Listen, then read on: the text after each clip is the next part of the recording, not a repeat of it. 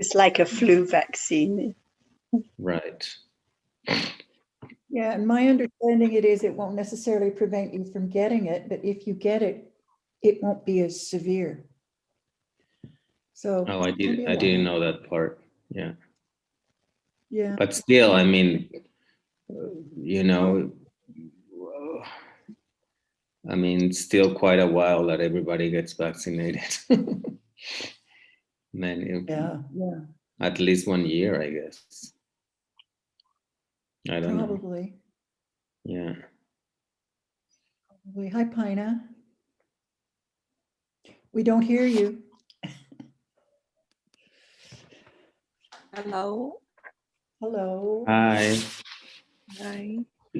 Hi, Tadao. I'm not vaccinated either. Hello. Good morning. Good morning. Good morning. Okay. I don't know whether Tom and Bev will be here. No idea. No, they were quarantining in New Mexico for a while. Really? I was Yeah. hoping to see snow today, but I didn't. Oh, It's that's in right. Austin. It's in Austin, but it didn't make it here. Mm. Hello, Kanopadon.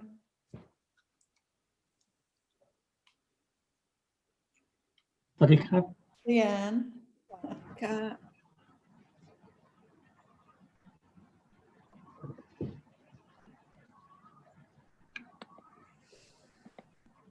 Well, there's nothing but rain here. Lots. Yes, I've had rain all day as well.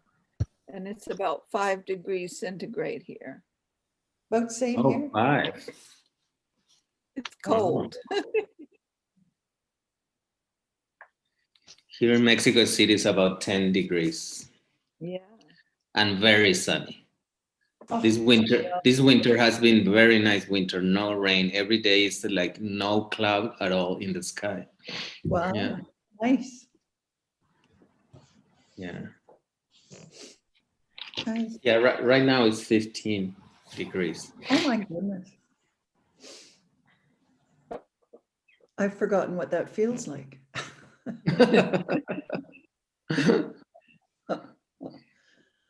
We hover somewhere between 0 and 5. Oh. Oh, yeah. Yeah, But it's I gonna know. go up a bit this Very depressing kind of weather, no? I know it was snowing in Austin this morning, but it didn't Oh. reach here. Mm. I saw. Last time it snowed in Mexico City was 1967. I was reading about it. Yeah. Yeah.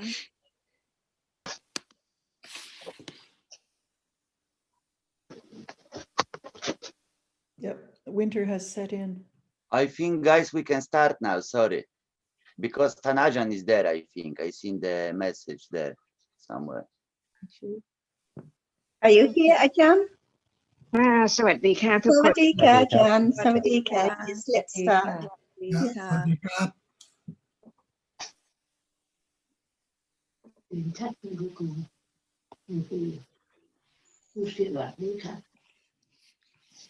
Tadao, you have something to start us off with?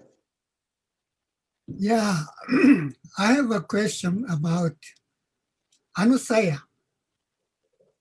And there are 7 Chetasikas, yeah, which are classified as Anusaya. And they are sort of inherited in each chitta. But sometimes chitta is called Pavasara, which means clean, clear, or translated as pure.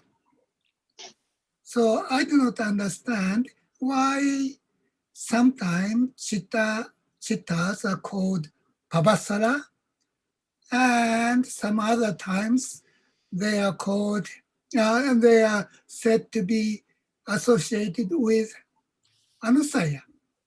So I do not understand why there are 2 different sort of definitions. It's my question. Okay. Is there seeing right now? Yes. Can Lopa Mula Citta or Lopa Cetasika arise with it? Yeah, quite likely. No, at moment of seeing, how many Cetasikas are there? 7. So is it one of Lopa? Is Lopa there? No, not yet. Not yet. And after that, can there be Lopa? Yeah. How come for Lopa to arise?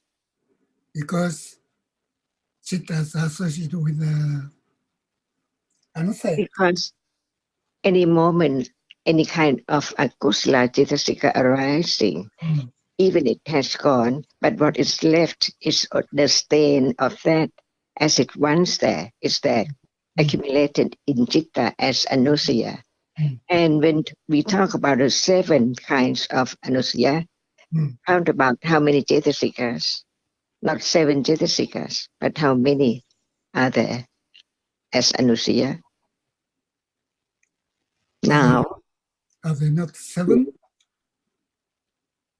that's why we just talk roughly about everything, because even that 7 cetasikas cannot be directly experienced when of any seeing, hearing, so on. That's why we just learn to understand that what is appearing now is that which can be I,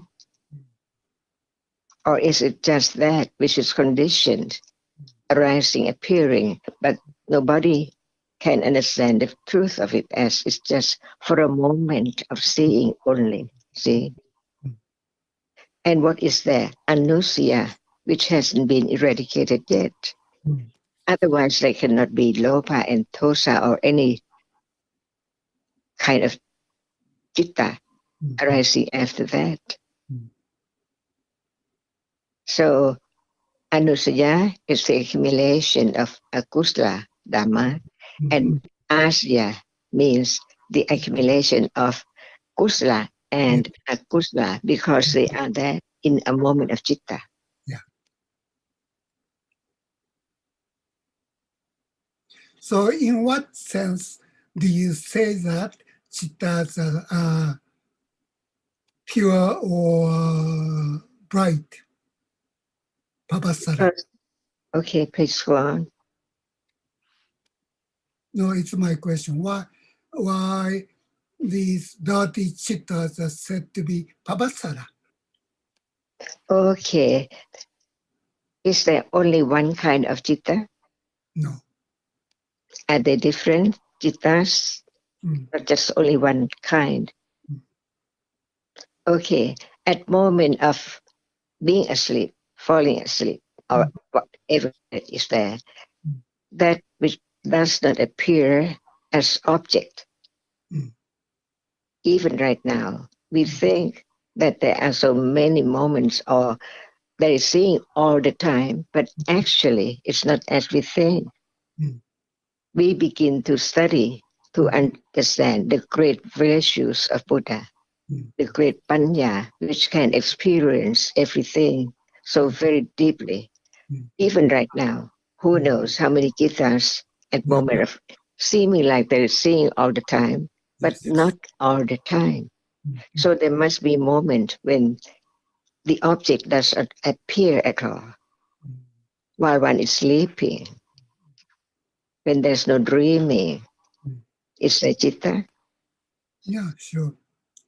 That is whenever it's not akusala, it is papasara. No. So at moment of sleeping, no object appears at all. But it's there, citta is there, experiences an object, because each citta has to arise to experience. Only the chief of experience that which appears as object only. And after that, the other kind of cetasika. So we are talking about different types, different kind of citta that while one is sleeping, it is vipassana because no arising of the object of the object and the experiences of it yet. Mm. And the other moment, like kusala, Yeah. it's without akusala cetasikas, Yes. so it is papasra as well. So, for instance, somebody is killing an animal, yeah, or insects, yeah. At that time, we cannot say that his or her chitta is a pabasara. Tadao, I think you are, sorry to interrupt a moment, but I think you are mixing Pandara and Pabasara together, because when in your opening comments, you were talking about all chittas being pure. All chittas are Pandara, but not all chittas are Pabasara. They're different terms of different meanings. So Okay. every chitta can be said to be pure or Pandara, and it is only soiled by the accompanying akusala cetasikas. But not every chitta is pabasara. Only those chittas which are not akusala are pabasara, light or luminous. So as Ajahn mentioned, the bhavanga chittas are not akusala, so they are pabasara and pandara. But the akusala chittas which arise, like now with Loba, the chittas themselves are also pandara. So every chitta is pandara, but not pabasara. And so when we talk about the anusya, they are the tendencies that are carried with the chittas, but they are not the chittas themselves. So the chittas themselves are pandara, even though the anusyas are carried with each of those chittas. They So are chittas. I'm confused with these two terms. I think so. That's what I picked up from the start. Yes. Is Okay, it clear okay. now? Oh yeah, thank you, thank you. Thank you very much.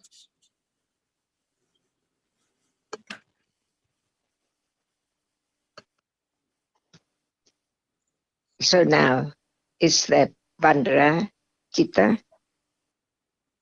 I'm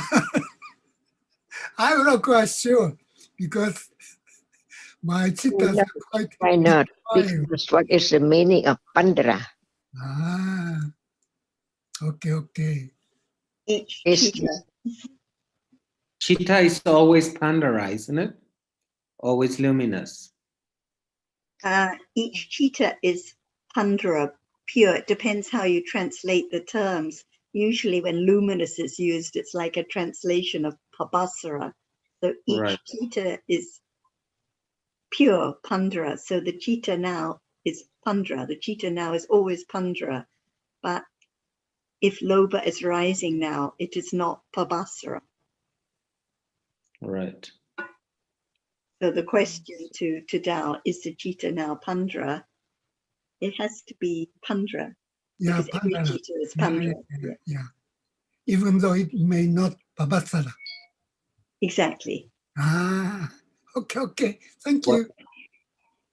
the impureness comes with the cetasikas, not with the chitta. Sorry, the what? The impureness is Impurity, yes, comes the with impurity. the The impurity is regarding the cetasikas, exactly. not the chitta. Yeah. Right. can Cetasika be Pandara? I think Pandara is a characteristic of chitta, isn't it, Ajahn? Only chitta. Only chitta. Why? Why? Oh, I don't know. Maybe because it needs to be Pandara in order to become associated with the Cetasikas. I don't know. We have to learn to understand the difference between chitta and cetasikas, right? Can chitta be cetasika? No.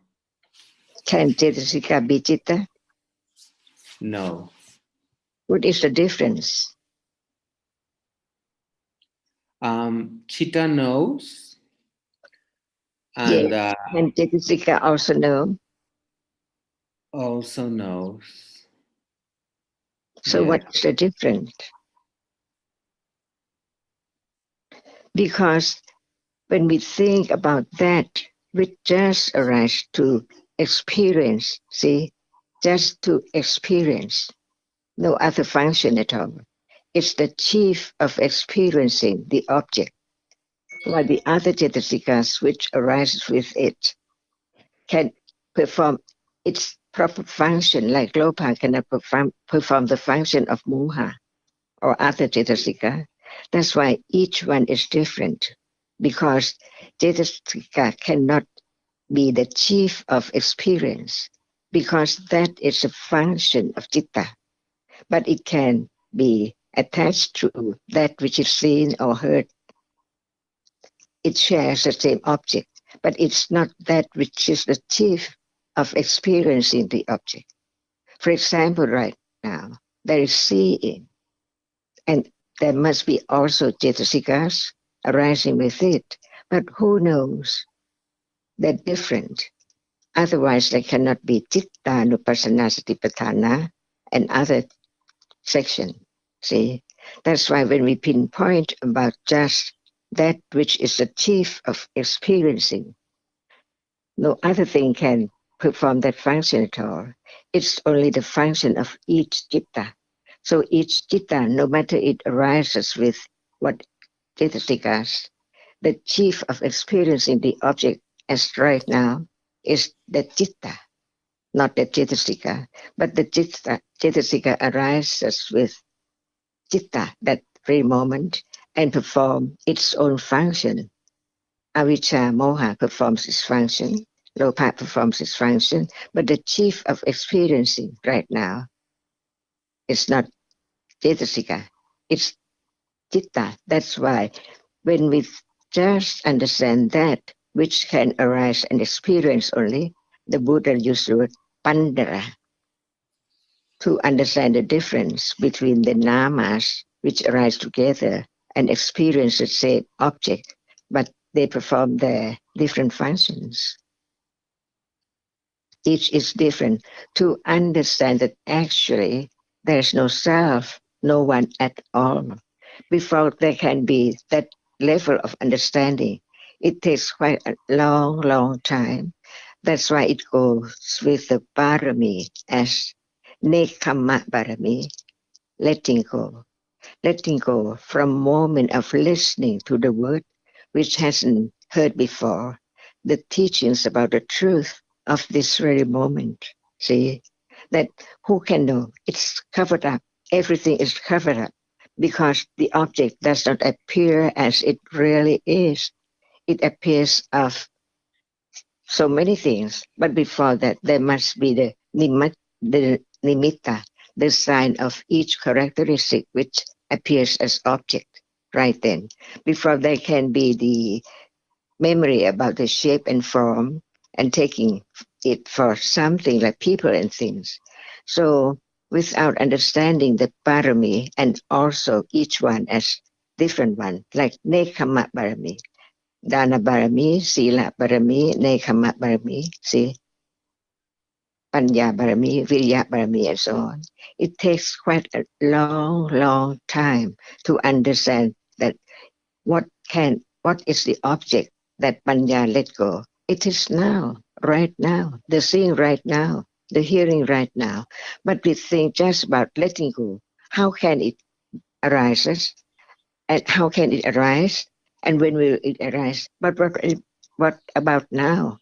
If there's no letting go right now, is it possible to let go the seeing as not I, and whatever appears as not self or anything at all? That's why we have to understand the sanctity of the Buddha's word of about reality, which he has experienced directly, so clearly, so great. Not anyone can compare to his panya at all. This is only just like the skin or the peel of the truth that we learn to understand it. the truth is much deeper than this, but it will bring more, a little more letting go when there is understanding. Otherwise, nothing can be let go at all because no understanding. So what let go?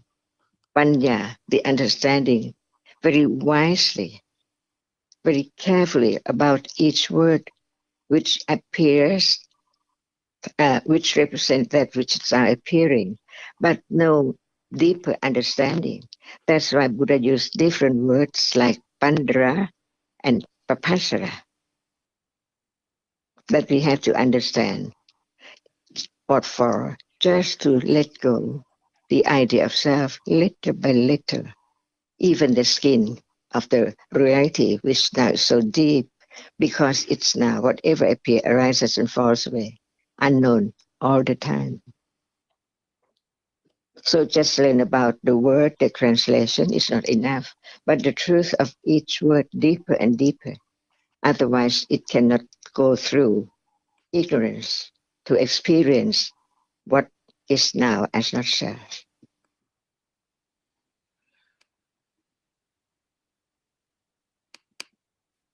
So, is that Pandara now? Yes. Is that Papasra now? Probably also, yes.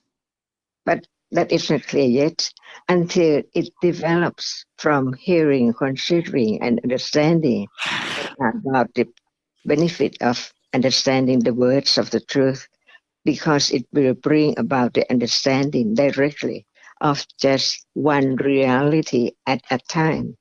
Otherwise, it cannot understand better and better, deeper and deeper to understand the truth of it, the arising and falling of whatever is now appearing.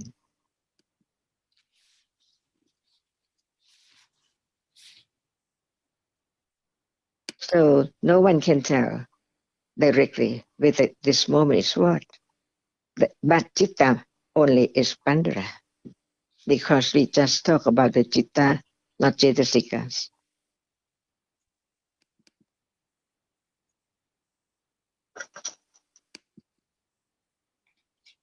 Is there any moment of letting go?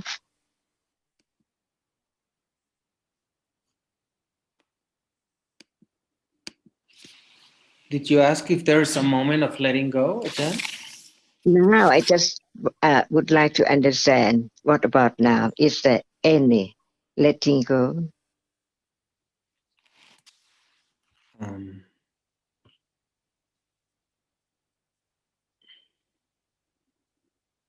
Letting go of ignorance?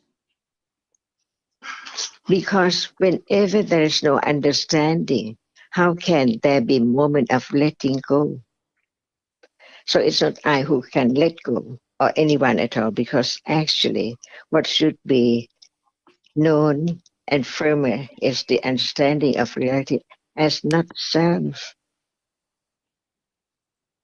So when the letting go, think when there is a moment of thinking about just let go the desire or attachment, lopa and everything, is it possible without a little letting go now, stage by stage, little by little, at moment of understanding? No one can do that.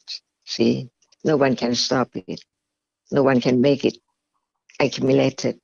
But each moment is so very precious because it brings about the understanding of what is now appearing. Even it's not clear, but without beginning to consider carefully of each word, the depth of it, the subtlety of it, how subtle it is, it's impossible to go through this moment to understand the truth, even just the word, that which is seen. How much understanding? Without understanding, can it lead to letting go the idea of self? But when there is the understanding of how much understanding hearing this word, because there's so that which appears and we take it for something all the time. So it's just the skin of the truth that which is there deeper than that. So the last words of the Buddha, don't underestimate or be heedless or careless in our situation, any moment, even at moment of listening to his word, not the other's word. So how deep it is.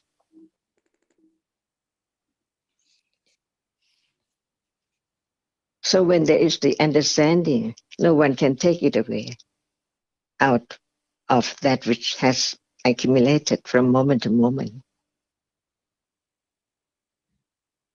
And this is letting go, unseen, unknown, because so very little.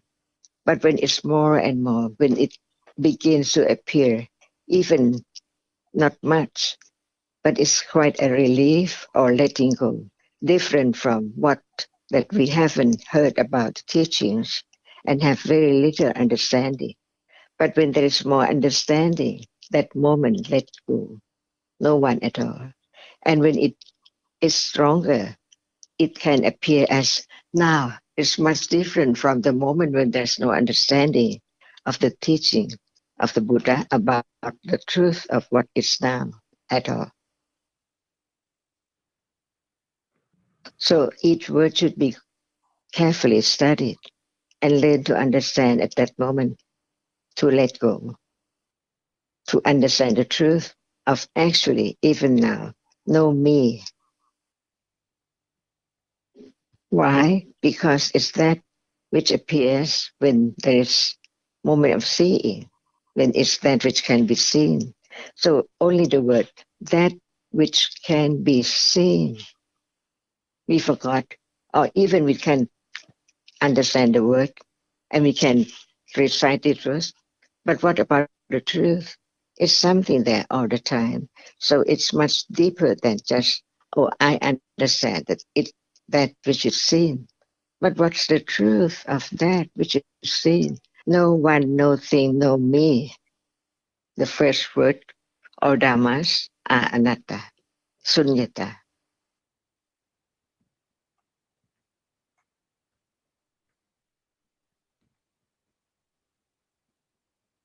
So only one word can be understood deeper and deeper and deeper, to let go the ignorance or the idea of self all the time, asava, bhavasava, see, I am, it's me, even there's no word, no moment of thinking about this word, but it's there already by conditions, because all asavas, whatever it is, arise after 3 moments of experiencing through the system. So it seems like there is I all the time, even we don't take or say the word I see, but it's there who I, as long as ignorance about that reality is there. See, it's not that which is seen. And the meaning of the word nama and rupa becomes clearer. And when it's there, seen a little bit clearer, there's no thought or word about it. But the understanding develops very little, only by higher level, not just the intellectual level. And that is the understanding of the difference between all kinds of reality. That's why we learn from the very beginning about the way it is, whether it is with this or with that, with hetu or without hetu, whether it's different planes of existence and so on. Just to understand what is there so very, very rapidly in a day, from moment to moment, covers up the truth of everything which is heard. But from hearing this, considering that that is not even right now, whether it is direct awareness with direct understanding of that which is heard or not yet, to be satya parami, so truthful to the truth. No one can take away the others akusala, but the words of the Buddha only, which he thought about everything. So very, very deep, very, very subtle. It's taken from the truth that can be directly experienced, but not without any understanding more and more about the truth of that which appears. Leanne, do you understand about Pandra now? So each chitta that arises is pure or clear because it's the chief in experiencing.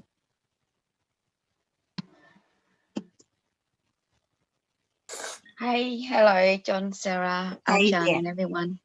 Hello. Yeah, I still don't see the differences, much difference between the two terms, pure and luminous. What's the significance? What's the difference Well, between those instead of two? think of the Pali terms for a moment. So the Pandra, the Pandra refers to the nature of every chitta. Every chitta is pure in the sense that it's just the chitta which experiences the object, the chief in experiencing the object, and it only becomes akusala when akusala ceitasikas arise with it and dirty it in effect. But the nature of the chitta itself is pure at every moment, pandra at every moment. But papasara refers to just the nature of those chittas which are not akusala. So the bhavanga chittas, for example, are pabasara or luminous because no akusala cetasikas are rising with them. So it's a different term.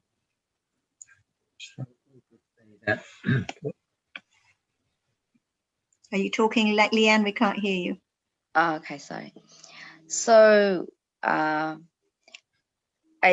example, a kusala chitta, so itself it has both quality, both Pandara and Papasara.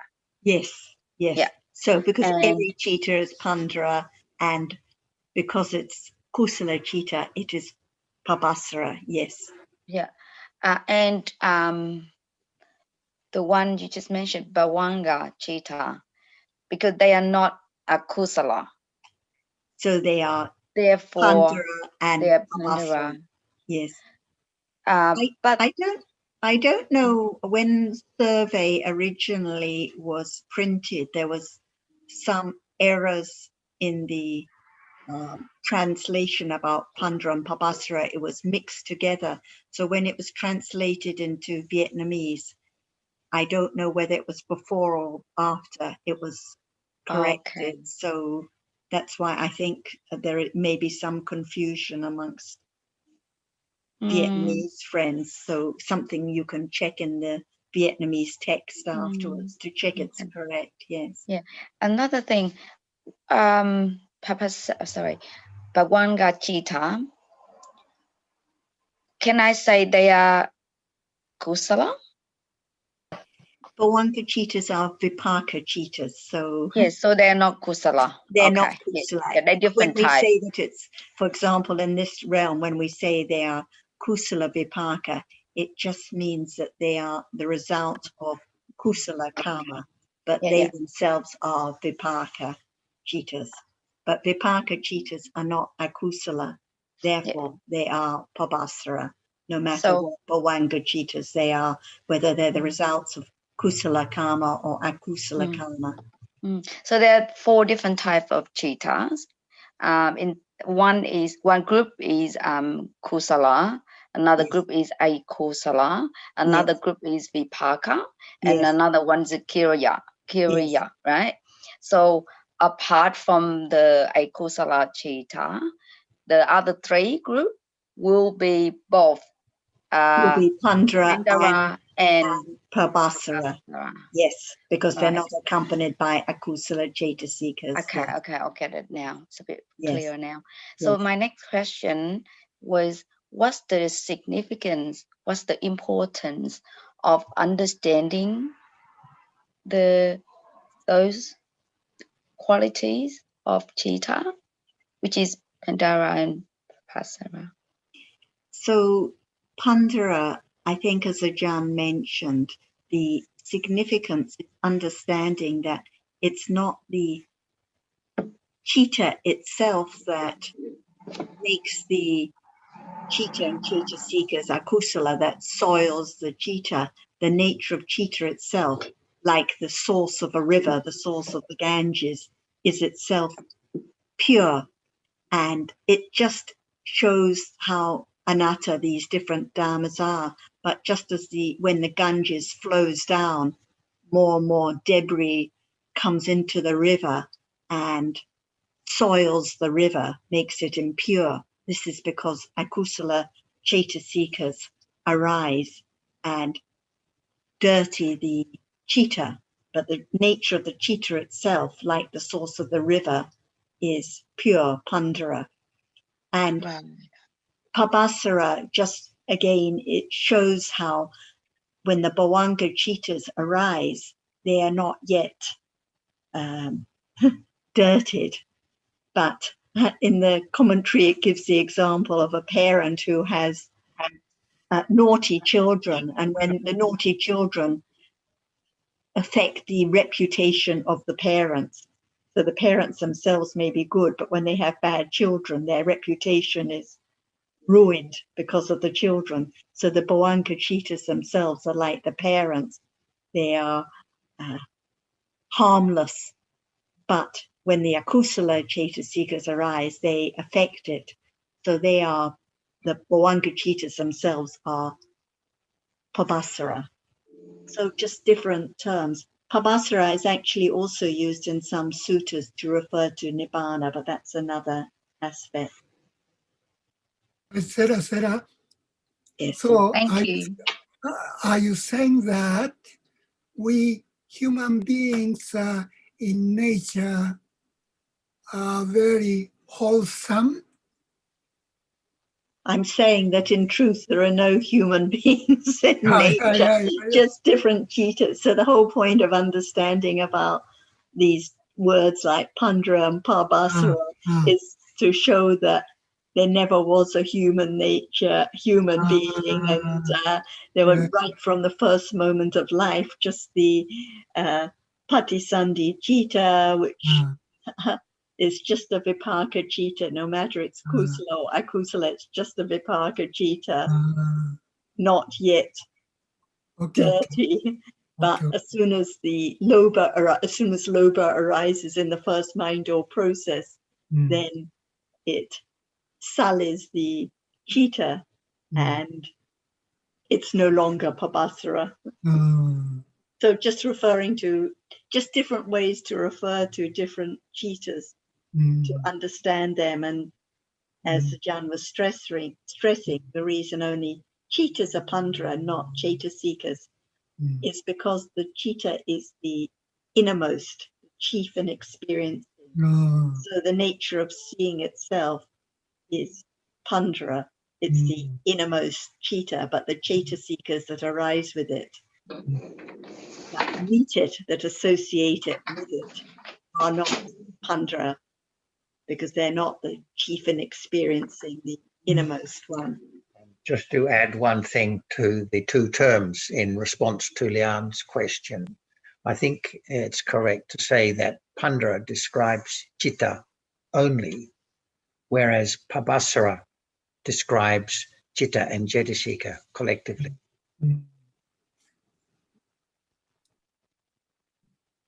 Oh, okay. Right. I don't know if I understood that.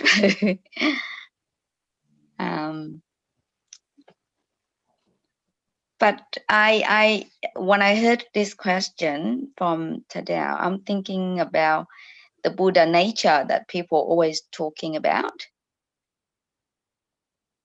Yes. 'Cause You hearing me still? Yes, a People? lot of people, especially those Which from people? a lot of people from, especially those from Mahayana Yeah, they background, do. like in Vietnam, people Yeah. are very used to the idea of a Buddha nature or Yeah. luminous mind, and they pick a lot on the Pabhasara Sutta to show or suggest that there's some lasting inner luminous pure mind, but this is a misunderstanding of sutta, because nothing lasts. There's no innermost core that is there in the background no matter what happens. It's not the understanding that each citta arises and falls away instantly, and at moments of akusala, like when lobha arises now, there is nothing luminous or pabhasara about it. So it's a misunderstanding, I think, of the meaning of Dhamma and the meaning of citta, which has to arise and fall away. Nothing lasts, nothing is carried from, there's no luminous quality that is there no matter what kind of cittas arise. It's quite a subtle point, and it's important because, as you mentioned, there's a lot of misunderstanding, a lot of different ideas about Buddha mind and luminous mind. Sarah, sorry to interrupt, but can you explain to me Pabharasa in case of animal lifespan? Is it still Bhavanga of animal Pabharasa? According to what I've read in the sutta and the commentaries to the Pabhasara Sutta, any Bhavanga citta is Pabhasara, because it's just the result. All right, of thank you, it's because not yet Bhavanga citta. made impure by akusala cittas. All right, because So it's theoretically Bhavanga of animal is akusala, yeah, vipaka. yes, but Bhavanga. when we say it's akusala vipaka, it just means it's result of akusala cittas, but it's not itself akusala. So it helps to understand that the problems in life are not the vipaka citta, but the akusala that arise on account of that vipaka. Like no matter whether the bodily feeling now is pleasant or unpleasant, it's just a moment of vipaka that falls away instantly. But there can be, if it's pleasant feeling, instantly attachment to that pleasant bodily feeling, or if it's painful bodily feeling, instantly aversion to it. But the moment of vipaka is just a moment of vipaka. So it shows the distinction between the vipaka citta and the akusala that follows, no matter it's animal realm or human realm. Actually, when we talk about animal realm or deva realm or human realm, it's just a kind of shorthand for talking about which kind of cittas are predominant, that's all. Even then, Okay. no human being, no animal, no deva, just different cittas arising by different conditions. Maybe Ajahn will add more to.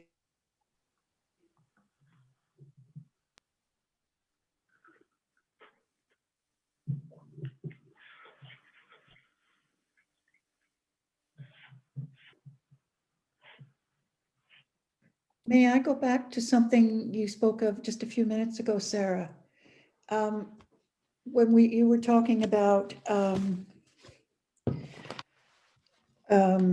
think you said something about you have the sense door process, and the lopa wouldn't arise until the mind door process, or maybe you didn't say it that way. I think maybe you said sense door process, and then referred to when the lopa arises in the mind door process.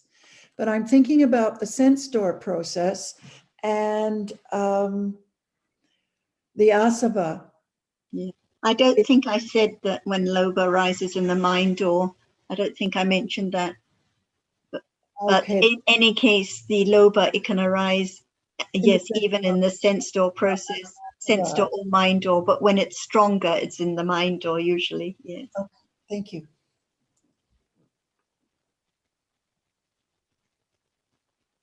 I have a question about the sense door process, the viti-jittas.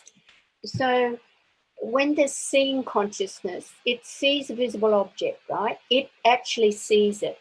The very next citta does not, although it's the same object, like Sampatichana, Santirana, Vortapana, and then the Javana jittas.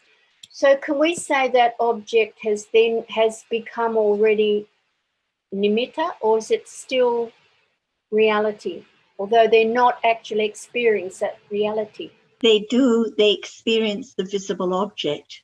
So the visible object is still the object of experience, but only the seeing sees it.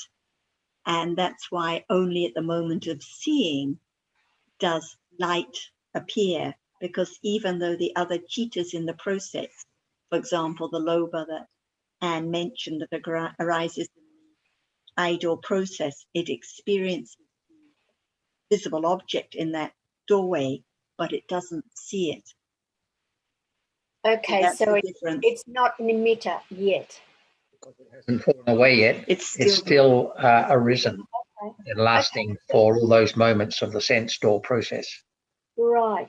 Okay, because I was thinking, Chakku Viññāna sees, the next one does not see. All the cittas in that process, they all experience visible object. It's the object of all those cittas. Just that only seeing sees it. Only seeing has that function. The others have different functions. Yeah. Okay. Yes. Very good. Thank you.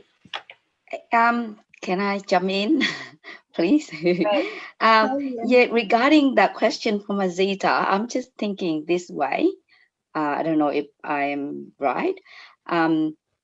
Because the life of a rupa is a 17 moments, right? For that reason, in that doorway, how do you call that? In that process, all the cittas, 17 citta in that process, still actually experiencing the actual object, not the nimitta, because it's still there. It hasn't disappeared yet. It hasn't fallen away yet. And that's why it's useful to learn about the different. Last week, there was some discussion about kicha or function. So it's useful to learn about the different functions. So each citta has its own particular functions. So for example, after the last three Bhavanga cittas, before that idle process has started, after those three Bhavanga cittas have fallen away, the first citta, the adverting consciousness, the Panchadwara Vajana citta, it just has the function of adverting to visible object. So visible object is the object, but the function is not to see it, just to advert to it, ready for seeing to arise. And then seeing has the function of seeing, nothing else.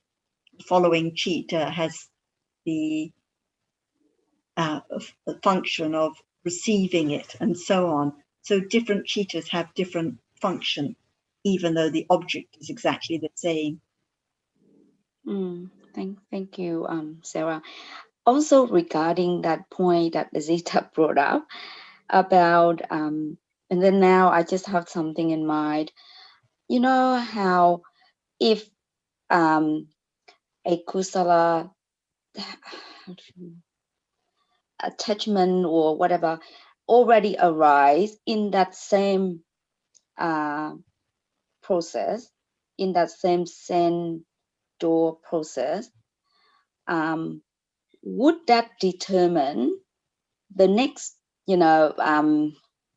my door process will be also reflecting that, or will emphasizing that trend, which is, for example, kusala or a kusala, then the following sense door process will be just emphasizing that or multiplying that, or will be a, you understand what I mean? Right. Like it will go the same way, same direction, rather than in the Sendo process there was no a kusala, but then in the next process in the my door will be the other way around. Is there any way go that way? Yes, it's Sorry, Sarah. Yes. Leanne, it's just this morning I was reading, I don't know if you have the manual of Intl.Dhamma, but just this morning I was reading in the chapter on cognitive processes, and I'm reading the mind door process. Now, I'm not going to read it all out, but it's very, very, detailed, and it gives a lot of information about the processes that go on with the different mind doors, because there's many mind doors, I understand, after a sense door.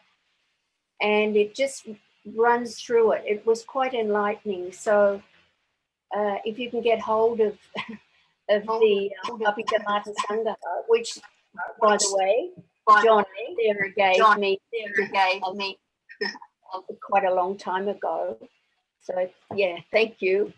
So if you can get hold of it, it's really worth reading. Thank you, Azita. Can you send it to me? Maybe take a photo and send to email or something like that? Okay. Thank you. Probably don't. Oh, I'll send it via DSG because your name comes up there, if that's okay. Okay. Yep. Thank you, Azita. No problem. Sarah, I want to ask that after the seeing process, after it complete the process, but there is the sign there of nimitta, right? And so continue so on to see like shape or like that. They have to be nimitta later, but the nimitta is just a concept, right? I think it depends on what you mean by a concept, because like even in the first mind door process that follows the eye door process, the object is exactly the same. So it has to be nimitta, visible object, because the visible object has fallen away, but the reality that is experienced, or the nimitta of the reality, is exactly the same.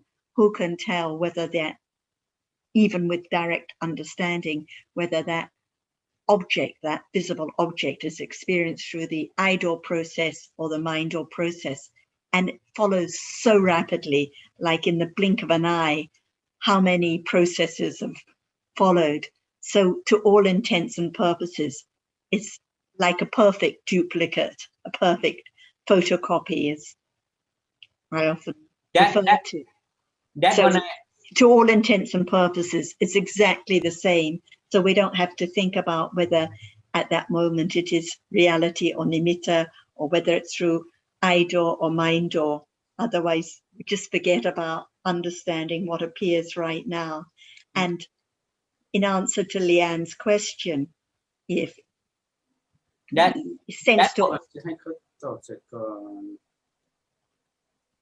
think that if there is attachment in the eye door process, then in the mind door process that immediately follows, there will be attachment also, and vice versa. But whether there's any exception to that, I'm not sure. But I think, Harji, you are asking about the thinking that goes on even after the nimitta. Yeah, it's no longer there. I didn't mean the sankhara nimit. I mean the after the process that has experienced after seeing, and the process later, it's experienced the actual reality. But then after that, after the process over, but there's still the nimitta left, and again and more seeing to be even a shape to like that. All and that. So on. Yes. So it becomes, and then there is more and more thinking about the glasses and the hat and the beach in your picture and so on. So this is the concept about what has been, different concepts about what has been seen, different ideas. And often when people ask about is nimitta concept and so on, well, I think that one has to also consider what the meaning of concept is, because concept, I think, means to make known. So it's not always concept as we think of it, just an idea. There doesn't need to be any thinking, any words involved, or just an impression or sign. But without the nimitta of the reality, the sankhara nimitta, definitely there cannot be the idea or impression about that nimitta.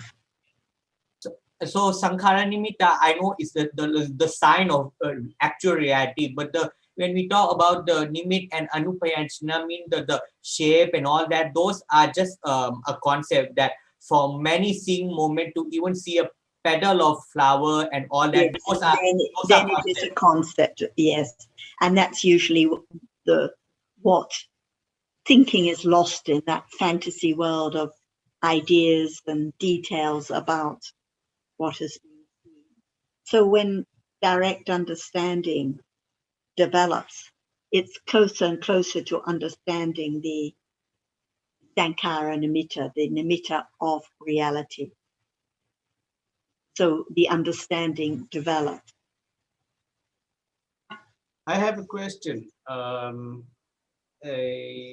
Because before there can be any idea of what's there would have had to be a lot of experience of other rupas, actual rupas and nimitta of rupas, alternating with thinking about what is seen, like you're saying, summing up, make known what has just been experienced. So when the Buddha talks about not grasping to the signs and details or nimitta anupayanchana, would it not include not the grasping that happens at the sense door and the first mind door, which has the nimitta, actual nimitta as object, means he would talk about nimitta, that is sankhara nimitta also?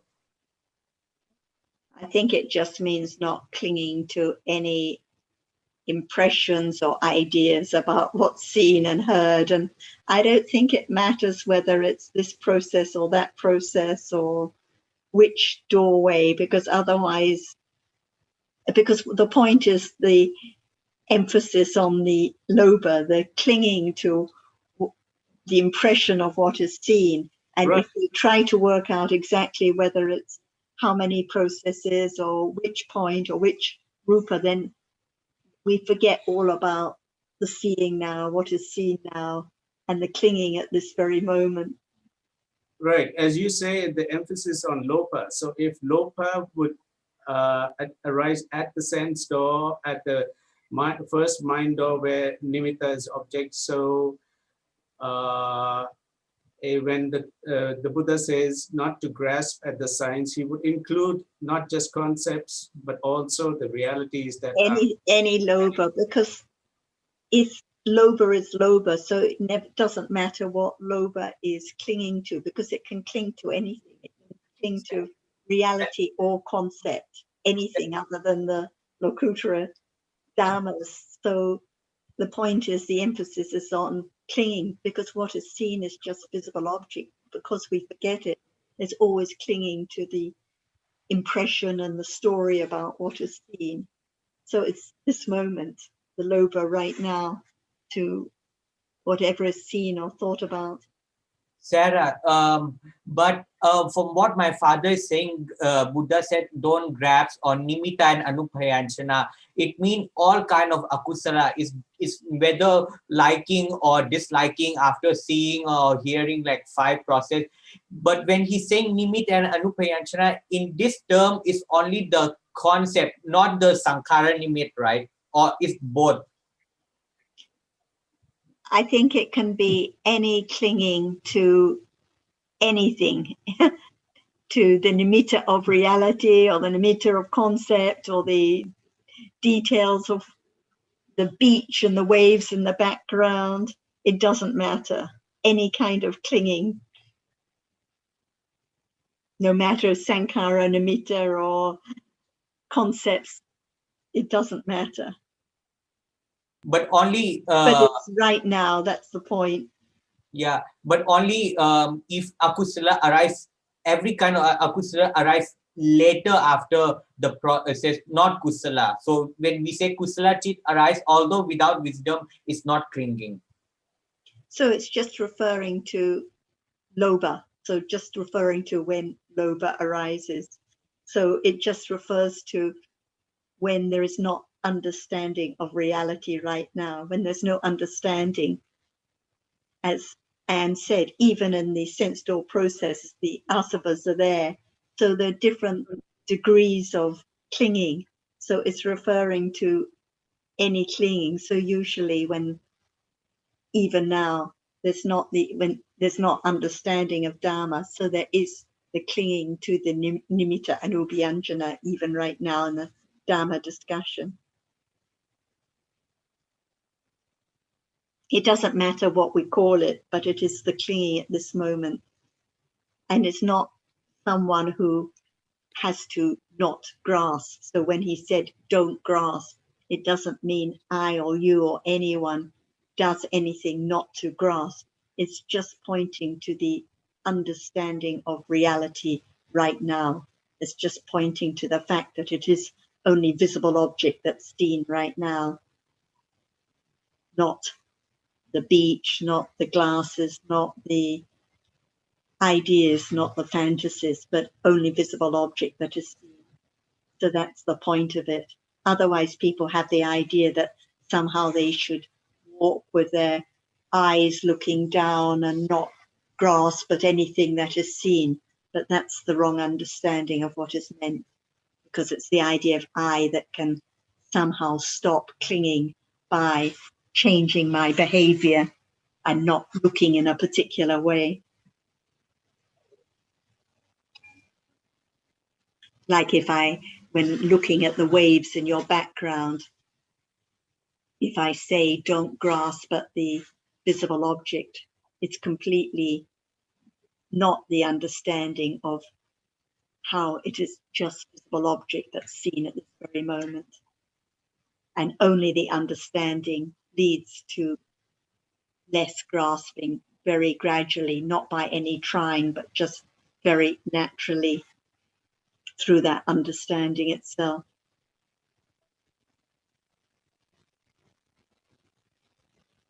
I'm sure Ajahn will add some helpful comments if you ask her. About what? Anything else you would like to ask Ajahn on this topic, Haji?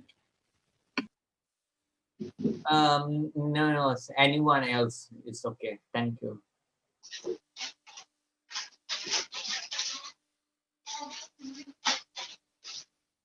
Lucas, did you have anything you would like to ask Ajahn today?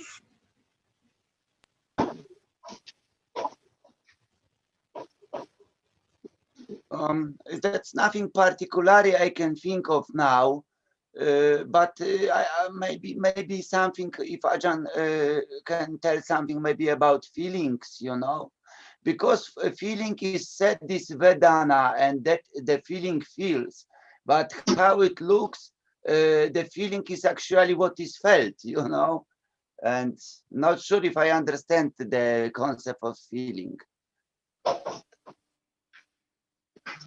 Would you like to try to do anything or understand what is now? Otherwise, no more to understand at all. Right. There is feeling for sure right now, but it's time to understand feeling, because even that which appears, well, feeling does not appear yet. What can be known?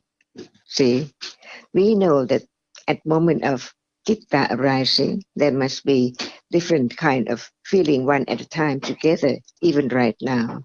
But what is it? Where is it? Even it's there. Only Panya can understand it.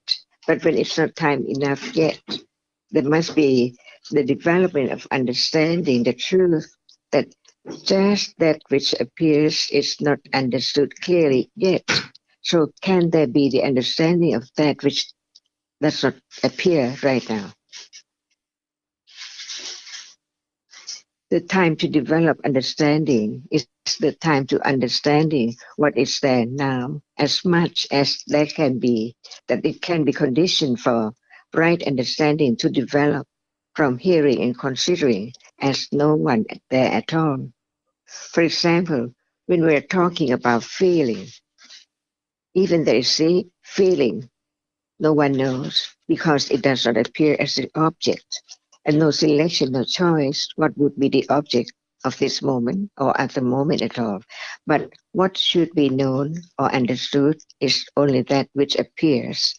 Otherwise, it's only thinking about it while it works its function away all the time. No one there at all. So the point is to understand better and better, clearer and clearer about that which is not self, to let go the idea of self and things all around. Like this simple question asked, do you have arms now?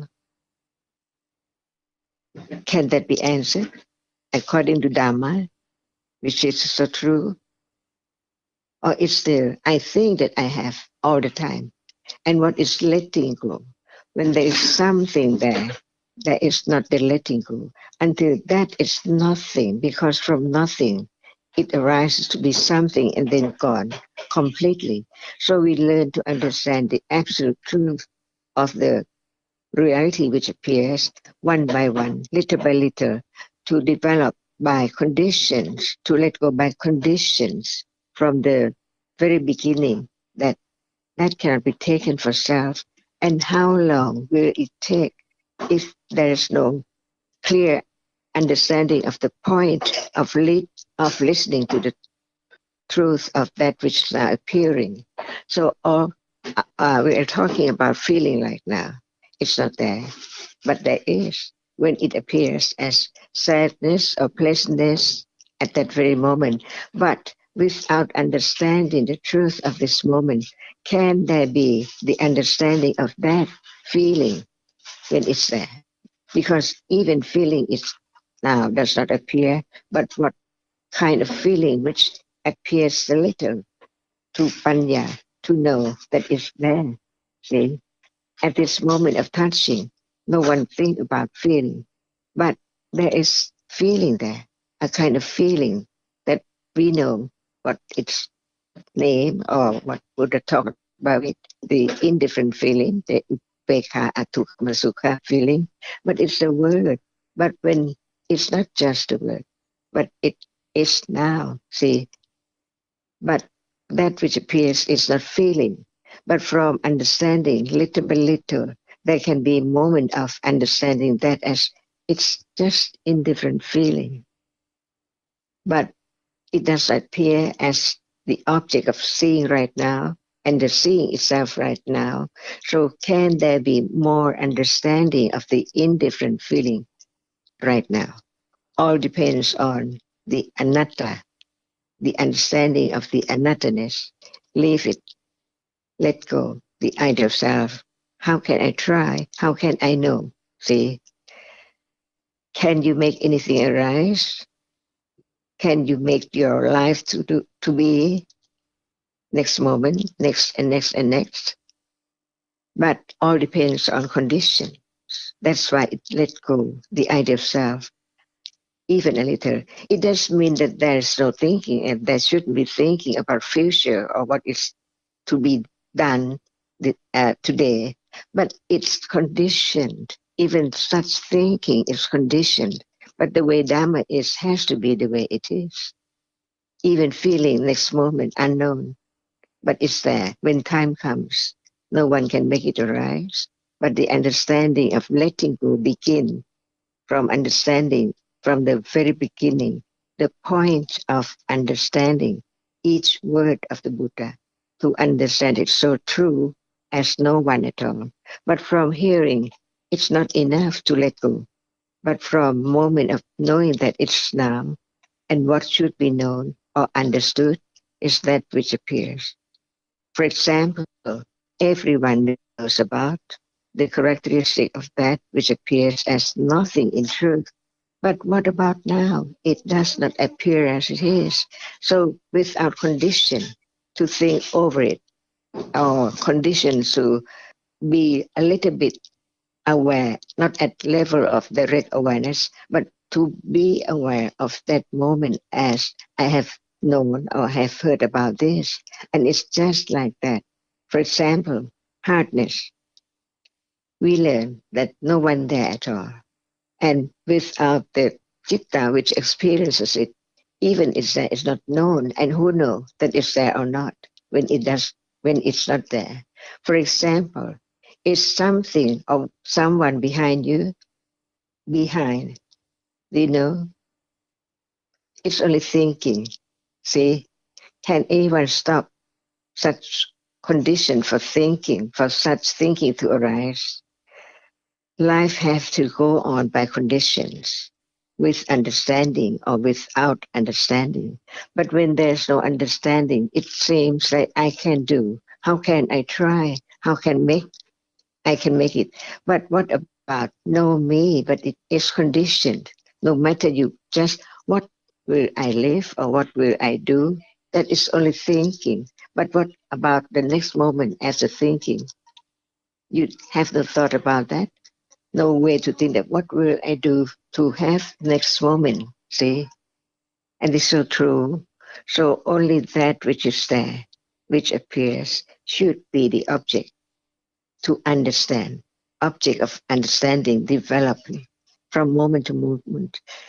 Otherwise, that is not the point of listening to the teachings of the truth of this moment, of life, whatever is there, and not I, see? What would happen must be happen even thinking about how to live and the way you think that you should or better do it by conditions. Without condition that you would like to have it arise, never arise without conditions for its arising, no matter you think about it or not thinking about it at all. And this is the way to let go from the very beginning. Let go, no word to be considered about this moment, to understand the truth. So how can there be the moment of letting go, the idea of self? Impossible. So when there is a question about feeling, there must be feeling with each moment of citta, depending on whether it is the object, it appears or not at that very moment. And what is now appearing, if there's no understanding, a little more, just a little more. It's that which is seen only when it's seen. So where about the leg and arm? Is it there? As it's still there, it's not the letting go of the idea of me, my leg, myself. That's why the path leading to enlightenment, the fourth Ariya Satya, is so very deep, very subtle, that it is this moment of understanding, to let go the idea of self, to understand what the Buddha taught about it clearly and clear, little by little, unknown, unexpectedly, no choice, by conditions only. Is there feeling right now? From learning, hearing is there, but it does not appear, and we're thinking about it. And at moment of thinking, there is also feeling, unknown. Everything is unknown, the whole life. Not just only that. It's much more than that. The blind about this moment, about hearing, while the blind can hear but cannot see. but no understanding of either hearing or seeing or whatever it is there now. That's right, Tanajan. But I was thinking because feeling seems condition attachment, and I was thinking that what we cling in life, because maybe we cling mostly to the feeling, to the pleasant feeling. How it is with that, Ajahn, if you can explain. So the absolute clearing, attachment must be the moment of no understanding the reality as no self. Ignorance is there, attachment is there, no doubt. But the I think about it at moment of I think, or even there's no word I think, the thinking is there, no understanding. So no doubt about where's the self. That which appears and there is no understanding of it, the truth of it, only taking it for whatever we used to take it from birth. That's all. Ignorance from life to life to life to life. And there are many degrees of understanding. So without understanding the point of listening to the truth, there's no letting go of even no one, even thinking, understanding little by little. And what is the best test is now. What about that which is seen? It's not yet. That which appears whenever there is seeing only. So the idea of something is there. Attachment is there.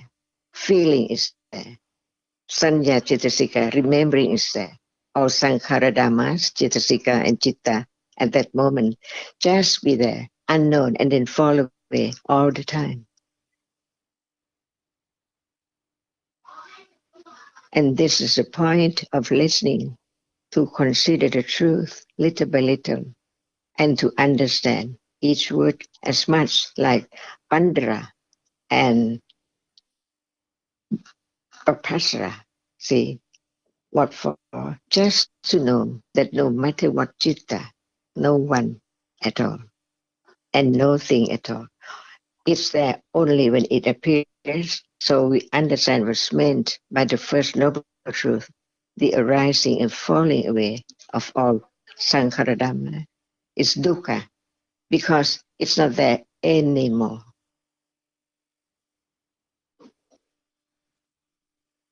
No one can make that which has fallen away to arise again. See, is that not dukkha? Uncontrollable? No one, no thing. And we learn to understand what's meant by calm and right understanding. Without right understanding, at moment of akusala, is that calm? But why not? No trouble when the moment of kusala is there. Little by little, the difference between the two will appear to panya only by little, a bit. And then the moment when it can appear or show itself as it's so calm, no much more avijja or ignorance as before, see? But it has to be by the conditions, because even it's there, it's so very little, like asava, it's there, no one knows. So the development of panya is just like that, to understand the truth better and better about no one, until the letting go appears little by little, and it's different from moment when there's so much clinging to whatever is there, with ignorance, even hearing, no understanding of the truth yet. Okay, that is seen only when it's seen and then gone, see? But it does not appear as that yet. So no direct letting go of that, but there can be the letting go of wrong view, wrong understanding, which has been accumulated so long, so much. How can it be suddenly eradicated? I'll try to make it change. or try to do it? Or how can we do that? Impossible. But Panya only can lead the life better and better with calm and letting go and understand the truth as it is. Calm is not Panya, see? And calm arises with what moment? When it's the moment of anger, is calm? We begin. That can be the beginning of understanding the truth of the word we have heard at that very moment, when there are conditions, even to condition thinking about it in a day.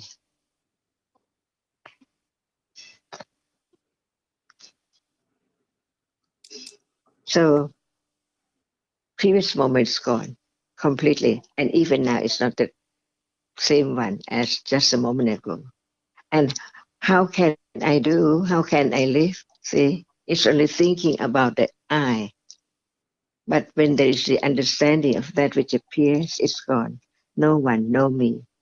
All depends on conditions. By understanding the truth of conditions, Panya understands that what condition dukkha, what condition unpleasant feeling, what condition such and such unpleasant situation. See, that's the way. But no I, who can do? Kunsuchi, Okay. hi. I think everybody understands the importance of letting go of self. But we are so full of self. We are always associated with imaginary self who engage in mental activity like thinking and verbal activity like self-talking and physical activities such as movement of our arms and legs. So it's our general sort of way of thinking and living. So here my question is such a idea or image of imagery self a wrong understanding? So the understanding is this moment right or wrong? Or if there are sati and panya, then the understanding must be right. So from learning about no one, is it so true? Yeah. But it's only understanding from thinking, hearing, Yes. intellectual understanding. Is that enough? No, not enough. So more than that, it's the beginning to just think about the truth of this moment before it can condition the direct understanding of one reality at a time, only one. But so many things in and around all the time. That's why it needs more and more understanding of what is there now. We talk about feeling. Is there feeling now? Not yet. But what about that which is seen? It shows its truth, that it's covered up. No understanding of it enough to begin to learn to know that it's only the moment of being aware of the truth of the nature of that, as we have heard. It cannot be taken for anything at all. But still, there's no moment to wait for it because it's gone already.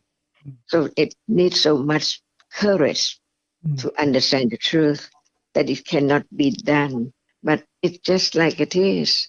After, when we talk about whatever and then we do something, it's not the moment of understanding, even right now. See?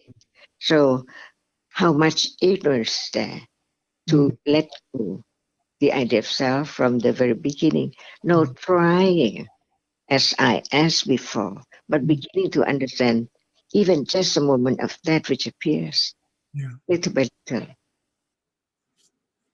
So understand why the path to the enlightenment is so very subtle, because it's not moment of just letting go that which appears impossible, but from moment to moment, hearing and understanding, it will lead its way, unknowingly, secretly, because Panya is not enough to understand that this moment is so precious, to understand that which appears from hearing, considering, or whatever, to condition the understanding so true that how much the understanding is there.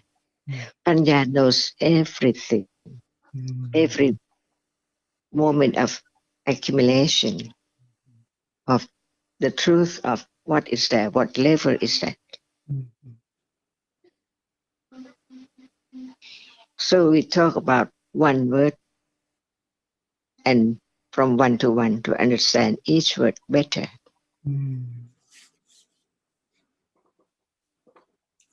So even to understand that there are no arms and no legs, even to understand that statement requires amount of panya.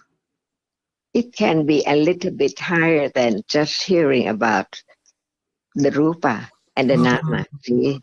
Because even the leg and arm is the rupa. Remember, we don't say that it's me, or it's my leg, or it's my arm, but even just the word, the rupa, that which cannot experience anything.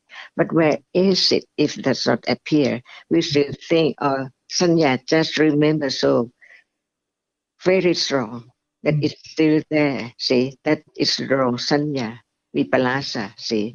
So each word of the Buddha bring about different levels of understanding of the truth of that which now appears. Do you have leg now? See, depending on understanding, the truth begin. No me, no leg, no arm. But when it's not enough yet, some might think that I still have it. But what about no I? When there's no I, no body, no me, no arm, no leg. That is the way to understand it. The truth of it has to be directly experienced as that until Panya develops from letting go little by little until the cover, which covers up the truth of that reality, begin to have to be less and less and less until the truth of it appear to the more and more understanding, little by little, to different degrees of right understanding of Panya. So it requires a tremendous amount of kanti, patience. So much Khanti Parami, see, each Parami would become clearer and clearer. Not just we need Parami or Panya needs Parami to be stronger and stronger, but right now, see, letting go is Nekama Parami, from knowing the point of hearing the truth. And Satya, the truth is no I, no arm, no me, not just no I, but also no arm, no leg. See, it has to be the moment of understanding that which appears only one. Otherwise, no way or no panya enough to understand that. Even the word Tunmura is so true, no I from this moment. And no I when there's more and more understanding that we can understand when one is asked or when we talk about, as we discuss on Dhamma now, to have more and more understanding of no me and no I. So it can pop up anytime by conditions. Is that is this leg or just hardness? See, before that, no thinking about that at all, because no conditions to think. at that moment. But when time comes, all depends on Dhamma, Anatta, different one in life, in samsara, never the same. So even thinking whether it's careful and more careful and more careful about that to condition moment of more confidence on the truth of know me or know I. That is the moment to understand more and more about just only one word that Buddha taught, the truth of it, the anatta, no self, no one, Dhamma as Dhamma, Nama as Nama, and Rupa as Rupa. So it's daily life. No one can become a Sotapanna without any understanding of this moment.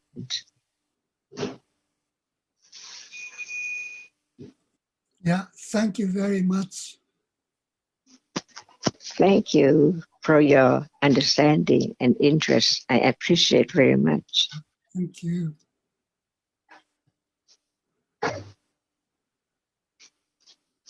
Lucas, I'd like to ask you a few questions about feeling, which you were asking about, and I know you lost your connection. Right, all right, yeah. So feeling, first of all, this is also for other people who are more new to the Dhamma. Is it Nama or Rupa? Well, I know it's Nama, you know, from the text. But you know what I mean, because conventionally when we think about feeling, it's like a sensation, it's like what we feel. But I know, of course, from what Buddha says, that this is actually Nama that feels, yeah? Exactly. So it has the function of Vedita, yeah, the Lakana. And so the rasa is Anubhavana. So the function of... Yes, whatever the words in the text, Vedana is always Nama. So this is the first point. So at a moment of seeing, what does the Vedana experience? Excuse me, say again?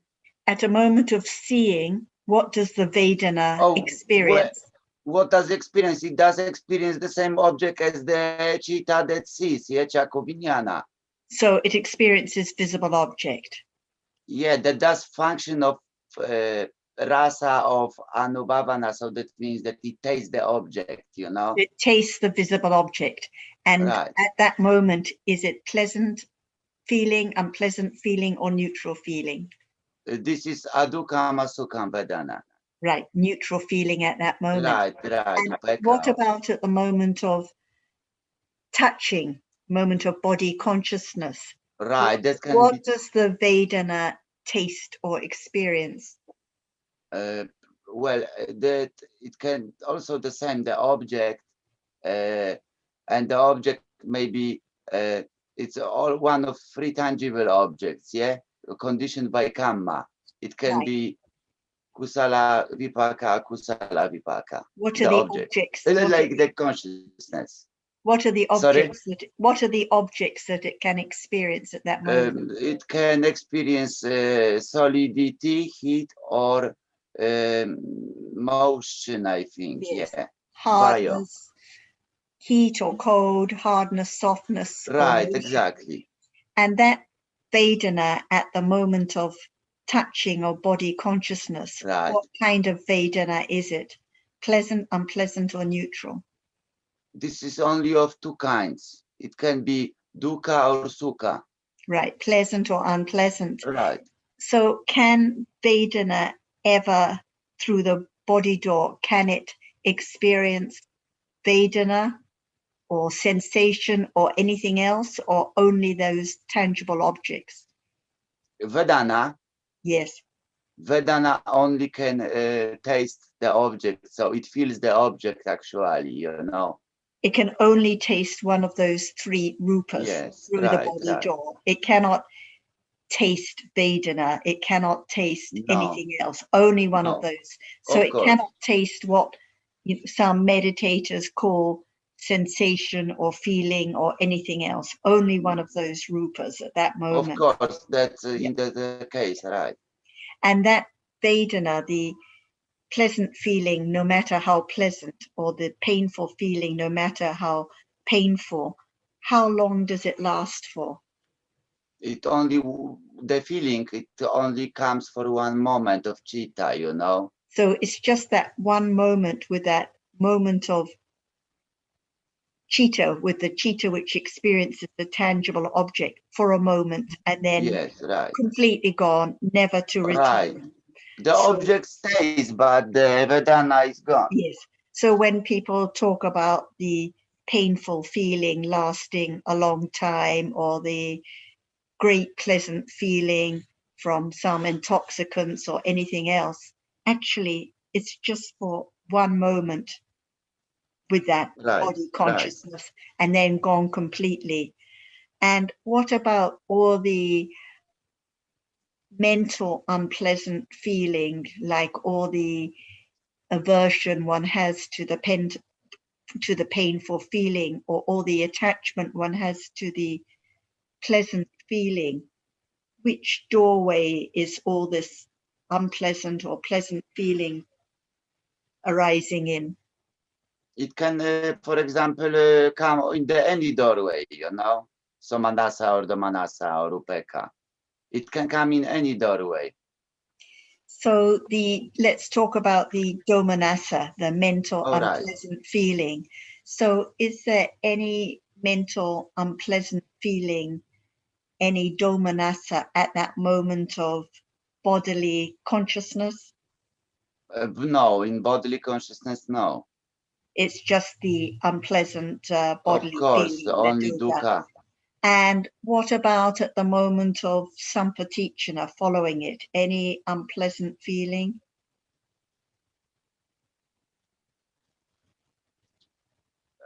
I don't know actually about Sampatichana. For sure, it cannot be dukkha, I think, you know. And Santirana and Votapana, no unpleasant feeling. If the asavas arise in the sense door process, what kind of feeling arises with the asavas?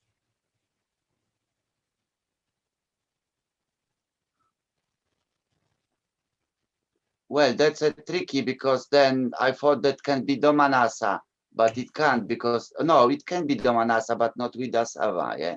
Right, with the asavas, it has to be pleasant feeling or neutral feeling, because the asavas are attachment, wrong view, Kama, bhava, or ditthi, and ignorance. avidya. Yes, so no unpleasant feeling with the asavas.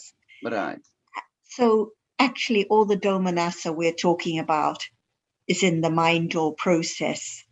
So not liking, and as Hajit was saying earlier, after the first process, we're talking about countless concepts about what has been experienced. So all the problem, all the domanassa is with the thinking about the imaginary object, which has long since gone away, the painful feeling which just arose for one moment, experiencing a tangible object and has long since gone. But there is countless stories about what has been seen, what has been heard, what has been touched. Thinking on and on and on with domanassa, or with attachment and lots of pleasant feeling. And this is why Ajahn said that there's most of attachment at all when there's not the understanding of reality as not self. So when there's more understanding, that painful bodily feeling just lasts for one moment in a body door process, not even in the eye door process or the ear door process. And that the pleasant feeling with body consciousness is just for one short moment.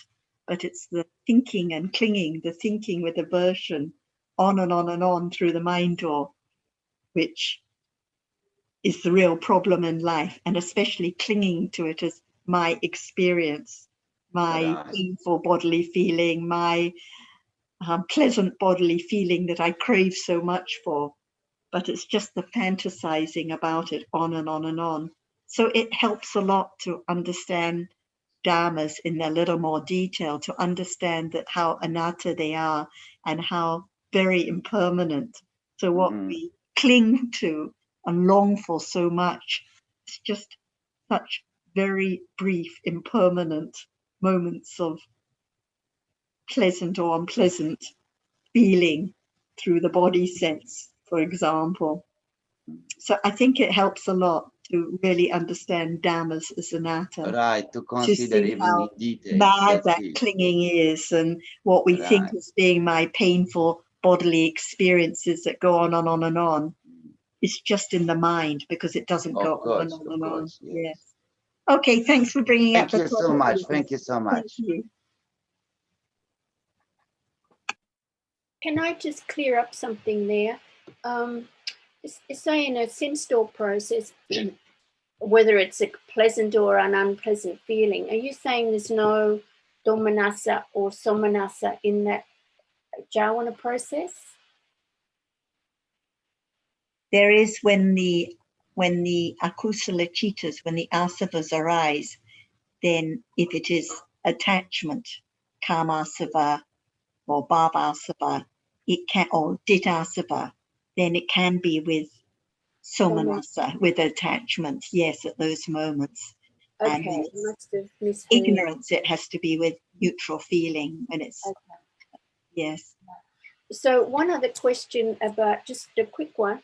What is the gusala equivalent of anusaya or asawa? Do we have a word? Yes, as Jan mentioned earlier, that we have an expression, asya, anusya. So the anusya just refer to the 7 main akusala tendencies that all the other akusala chaitasikas depend on. So these are the anusyas.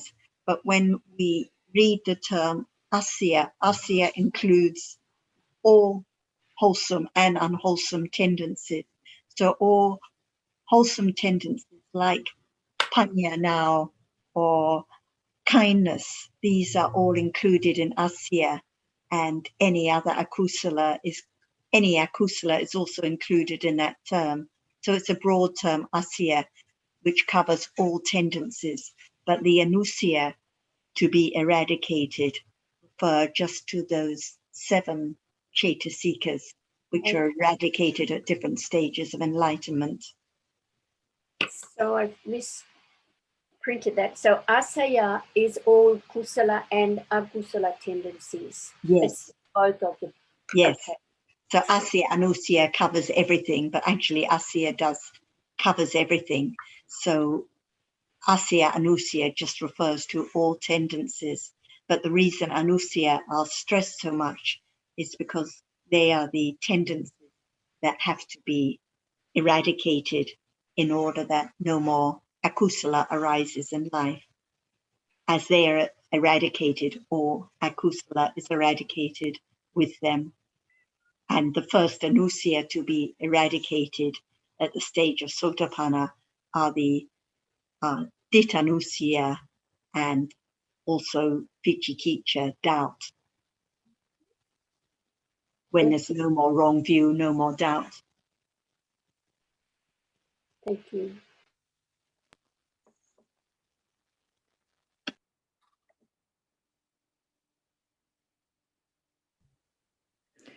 It's been really helpful. Oh, sorry. Somebody else wanting to say something? Yes, shall we talk about the Chetasika and the Anusya a little more? Yes, Sachan, that would be good. What is, there are how many Anusya? There's 7. Okay, please, one by one. What's the first? Gamma. Okay. No, sorry. One by one, please. Kamaraga, a sensuous clinging. Just one, okay? Kamaraka Anusya, right? What Chetasika is it?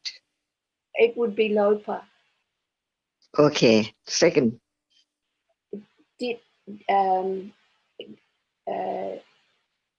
Ditti, which is view. Okay, what Chetasika? Ditti is either right or well, Ditti is either right or wrong understanding. No, when it's right, it's not Anusya.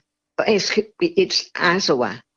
Now we just talk about Anusya. See, not aswa, only 7 anusya. What are they one by one?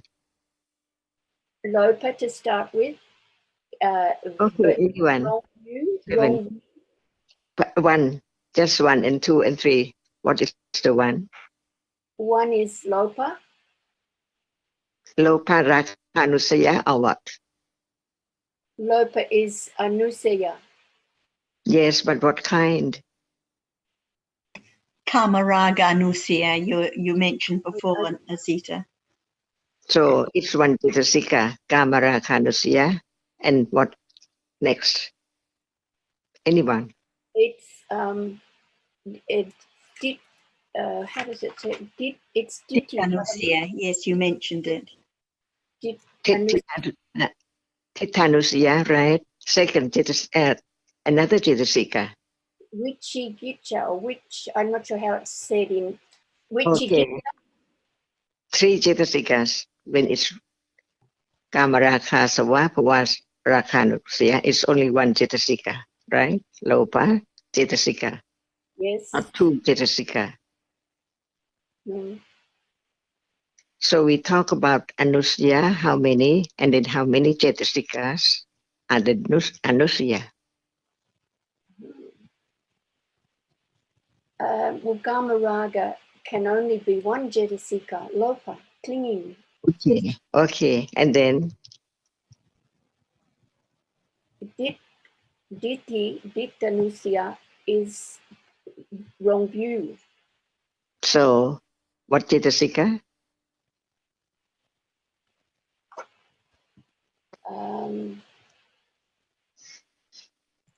What Chetasika is Titasu Nusya? Well, Diti is view, wrong view. Okay, what Chetasika is it? In Pali, please. I'm not sure. Titti Chetasika, see? Diti Jetasika. Is the Titti Chetasika, which brings to different kinds of wrong view, but it's only 1 Chetasika, right? Only one How Jetasika. many wrong views? But only 1 Chetasika, Tit Chetasika. So now 2 Chetasika, Lopa Chetasika and Titti Chetasika. What next? It's Wichigicha, which is translated to English as doubt. And in Pali term, it is what Chetasika? Vichigicha. Okay, 3 Chetasikas now. And then? Mana, conceit. Mananusya, what Chetasika? Mana. So 4 Chetasikas. And then? Bawana, Bawaraga, yes. Bawaraga. 1 Chetasika for 2 Anusayas, right? It's clinging to. It's also Loba, that's the point. 2 Anusyas, but only 1 Chetasika of Loba. Okay, yes. How many are Anusya and how many Chetasika, which are Anusya? So it must be 6, not 7. Because if there's 2 that are Lopa. And 1 more Avija, which is that would be the 6th one. Chetasika. So it's 7 Anusya, but 6 Chetasikas. 6 Chetasikas, yes, right. Okay.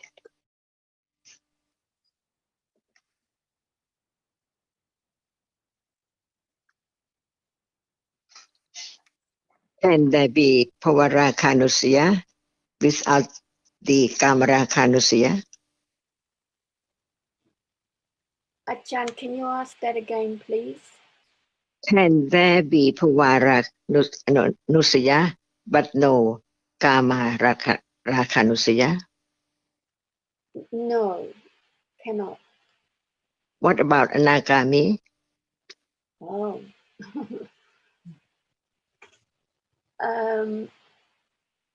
Anagami probably still has clinging to life, but maybe not strong attachment to sensuous objects. So two different anusiyas, yes. Right. Yeah. So Okay. even when the Kama Raga has been eradicated, the Bhava Raga is still there for the Anagami.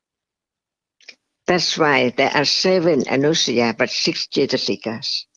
And also one more that hasn't been mentioned, Patiga Anusiya. So that is dosa. Oh, yes. Cetasika. Yeah. I thought I had them all mentally here, but So yeah, Patika, it's dosa cetasika. For the Anagami, the Kama Raga Anusiya is eradicated. And because it's eradicated, also the Patiga, the dosa, is eradicated completely. So 3 left to be eradicated at the stage of becoming an arahat. The Bhava Raga, the very subtle clinging to becoming or being, the ignorance, and mana, the last remnants of mana. Well, that has made it opened up at a whole lot more than I thought. I thought I had it all together, but of course, it's much more complicated than that. So, Achan, thank you very much. That's why we learn just one word at a time to more confidence of the truth that they can not be mixed up. Otherwise, it's still, when they are together, it's something or I. Even there's no Tittanusya, but there can be still the Kamarakanusya, see, according to the degrees of enlightenment.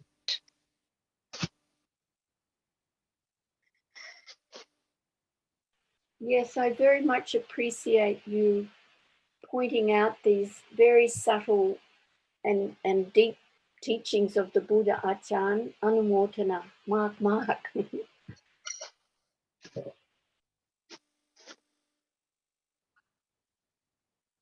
I would say in Thai, Yindi Doi Ka, instead of Pali term Anumotana.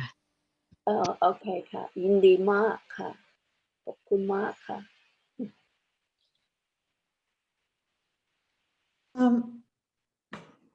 Did you have more, Azita, you wanted to follow up with here? I know when we talk about the asavas, which are not the anusaya, but we talk about the asavas. I know I've heard and particularly read on DSG that the asavas, there are what, 4 or 5? Anyway, that are 4, okay. They, people have asked where, what about other Jetasikas? And you've responded, and the answer is they are, no, derived from is probably not the right word, but they, yeah, I suppose their main aspect is one of the asavas. Let me see if I can try to think of an example. You're thinking of the Anusiyas, and I think you might be thinking of the Anusiyas. Possibly. When people ask why the 7 Anusiyas. No, it was more when it may apply to both Anusaya and Asava, but because there's the 4 asavas. Okay, just a minute. Yes, you're correct. Thank you. I'm thinking of the Anusayas. Okay. Thanks, Sarah. Because they are the 7 main akusala tendencies, and the other akusala cetasikas like jealousy and stinginess depend on them. For example, if there's no more wrong view, what is there to envy? Because there's the understanding there are just dhammas, no people. So when wrong view is eradicated, envy is eradicated with it. And what about stinginess? Same. What belongs to oneself in Okay. truth? Yes, there's no self What does worth. one have? But and so just a few more minutes. Let's see if Ajahn has anything else to add on this point. Did you hear Anne's question, Ajahn? Now it's clear about the Anusya and Asava. Yes. Okay, so we can change the subject. If someone have different or other question. Ajahn, Anne was asking about when the Anusyas refer to the 7 main akusala tendencies. And I mentioned that the other akusala tendencies depend on them, like envy and jealousy, and without wrong view, there's no envy or jealousy and so on. But I think she would like to hear more about this, why there are only 7 Anusyas. I think that's the question, is it, Anne? Yes, that's where yeah, that's where it's coming from. So it'd be good to just discuss this a little bit more for the end of the session. Has been eradicated. What about that which depends on it? For example, like you said, Kunsara, that when there's no wrong view, can there be the envy or be envious of such and such thing? No. See, that's why it's related to the main one, the Anusya. As long as there is that Anusya, it brings about other akusala. That's why we have to understand different degrees. The Anusya does not arise, but Asava arises, but so very weak, no one knows. And when it becomes more and more, it can be known little by little. For example, Lopa now cannot be known, even it's not as Asava, even it's more than just Asava. Can it be known? Not. But it seems like no kilesa at all. That still is Asava and Anusya. I'm sorry, can you repeat that last part, please? When nothing appears as akusala, who knows that even that moment it is Asava and also Anusya? No one. It's only Panya that will know. That's why whenever there is Anusya, there can be Asava and there can be Lopa of Nivarana and so on, and Kilesa and so on, which can be known. Yes. And to know it as not self is only Panya. But to know that I'm angry, it's me, it's not Panya yet. But it begins to remember the word that it is not me. Mm-hmm. But still, when it's not clear as it is the object of understanding directly, it's still something. Yes. And that's the meaning of atta. Or when there's no understanding. That's why just one moment of understanding is so very precious, and why we need to talk about the realities in different ways, because without understanding more and more, clear and clear, even from considering, there cannot be conditions to be moment of direct understanding of just one now at a time. See, by then, no doubt about the direct understanding, the sati sampajanya or satipatthana. That's why the more understanding, it can be the condition for direct awareness to arise of just one object. So it's very useful to understand each word and one word clearer and clearer. As asava is not anusaya, and the kilesa is not at level of asava, but it's stronger than asava. Yes. And the more, is it the case that the more understanding, the more understanding develops, the more at some point the asawa will no longer, will appear. Panya But it would take great and high level of panya.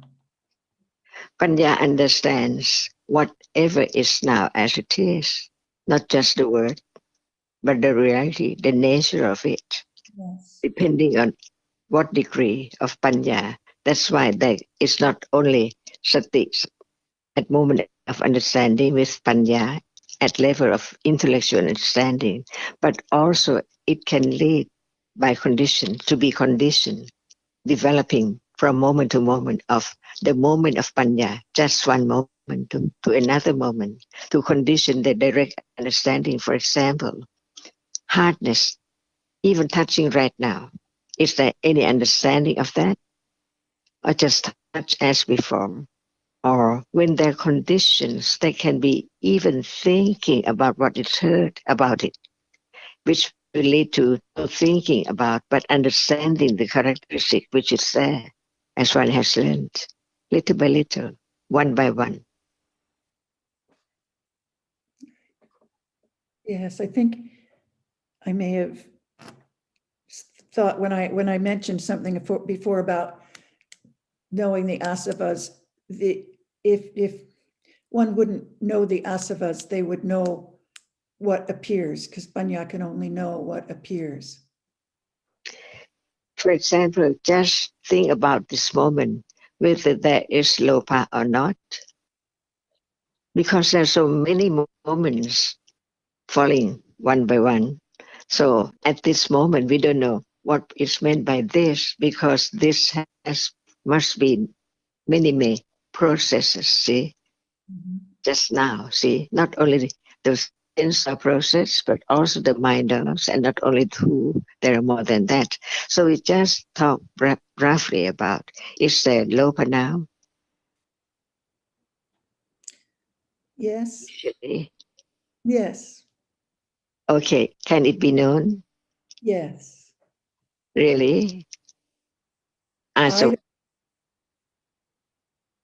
asawa, well, if it's apparent, sorry, I've got this wrong. As an asava, no. But if it's strong lopa, and when there is the understanding of lopa little by little, yes, it is the way to have less and less asava and anusaya before it can be completely eradicated. When the anusaya is eradicated, the other moment which is conditioned by the anusaya cannot arise until then. But we cannot just pinpoint the moment of citta as it is asava, because it's gone so very fast. And even the kilesa, even it's more than anusaya, it's gone very fast. So it depends on moment of understanding with direct awareness only, not just to understand the level, but to understand the truth as no self, that characteristic which can experience, which is experiencing, or that which is the object of experience as what it is, whatever it is. It can be nama or rupa, see? From understanding, from hearing, considering, to be conditioned to understand that very moment as it is, not self, little by little. Yes, thank you. สวัสดีค่ะ หมดเวลาแล้วใช่ไหมคะ Thank you very much, Ajahn.